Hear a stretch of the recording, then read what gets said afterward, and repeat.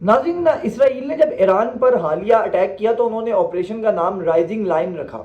آخر اس آپریشن کا نام رائزنگ لائن کیوں رکھا گیا، یہ ایک امپورٹنٹ سوال ہے۔ جب میں نے اس پہ ریسرچ کی تو میں نے دیکھا کہ بہت کم لوگوں نے اس کے اوپر گفتگو کی ہوئی تھی، تو سوچا کہ آپ کے ساتھ یہ انفارمیشن شیئر کی جائے کہ رائزنگ لائن نام رکھنے کے پیچھے بڑی زبردست تاریخ ہے۔ اسرائیل نے یہ نام اس لیے رکھا کہ 1978 یا 9 کے قریب ہم نے دیکھا، اگر آپ 78 سے پہلے چلے جائیں تو ایران کا جو جھنڈا ہے، میں سکرین پہ تمام چیزیں جو ہیں وہ ساتھ ساتھ شیئر بھی کرتا جاؤں گا، اس کے جھنڈے کے اندر جو ہے وہ ایک شیر جو ہے وہ موجود ہوتا تھا۔ جب امام خمینی کا انقلاب آیا تو انہوں نے اس شیر کو ہٹا کے تلوار کا ایک سمبل جو ہے وہ اٹیچ کیا، جو اس کے شاید 5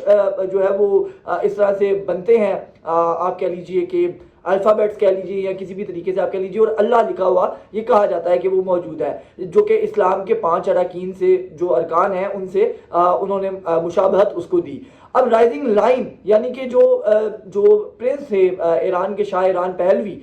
جن کی تقریباً بتایا جاتا ہے کہ ان کے خاندان کی تقریباً 250 سال حکومت، غالباً 250 یا 2500 سال اگر میں غلط نہیں ہوں تو وہ حکومت ایران پر رہی، تو انہوں نے جو جھنڈا بنایا ہوا تھا اس کے اندر لائن موجود تھا، اور وہ بڑا ایڈوانس اور پروگریسو قسم کا ایران تھا، جو کہ ہمیں نظر آتا ہے کہ وہاں پر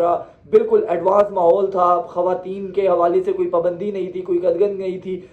یہ میں موجودہ تناظر میں گفتگو کر رہا ہوں، چونکہ اس وقت بھی ایران کے اندر جو کمیونسٹ پارٹی ہے اس نے باقاعدہ طور پہ موجودہ ایرانی رجیم کو چینج کرنے کے حوالے سے جو ہے وہ اعلان کر دیا ہے کہ آپ نکلیں اور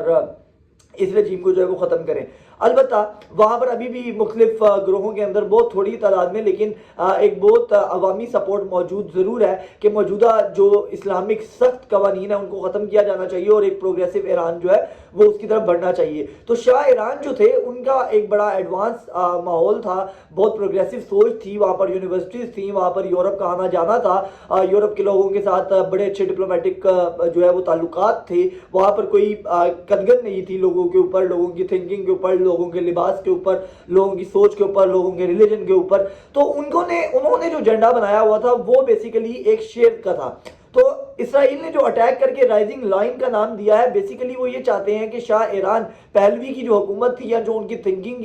تھی، جو ان کی تھاٹس تھیں، وہ واپس آنی چاہیے، اس شیر کی واپسی ہونی چاہیے۔ جبکہ ایران جو ہے وہ امام خمینی کے انقلاب کے بعد جو ہے وہ ایک اسلامک جو ایک آپ اس کو کہہ لیں کہ تھنکنگ والا ملک جو ہے، وہ اسلامک قوانین والا سخت ملک جو ہے وہ بن چکا ہوا ہے، جس کے خلاف اسرائیل جو ہے وہ بیسیکلی اسٹرگل کر رہا ہے۔ تو یہ آپریشن رائزنگ لائن کے پیچھے بڑی دلچسپ ایک ہسٹری تھی، سوچا یہ بھی آپ کے ساتھ شیئر کی جائے۔